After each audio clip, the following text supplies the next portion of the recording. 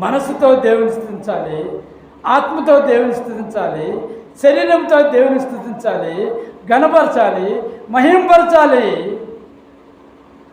ఆ పునరుద్ధానుడైన యేసుని.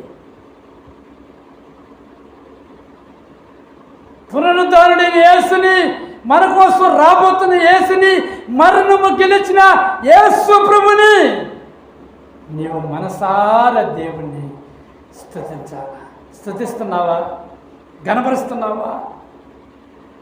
రోజు ఆహారం తింటున్నావంటే ఆయన ఇస్తున్నాడు కాబట్టి, ఇంకా నువ్వు బ్రతుకున్నావంటే ఆయన జీవం ఇంకా పోసాడు కాబట్టి, ఆయుష్కాలం నీకు ఇంకా పెంచాడు కాబట్టి, నీవు ఇంకా మంచి స్థితిలో ఉన్నావంటే దేవుడు నిన్ను ఆశీర్వదిస్తాడు కాబట్టి, ఈ మేలును బట్టి నీవు దేవుడిని ఏనాడైనా మనస్ఫూర్తిగా స్తుతిస్తున్నావా?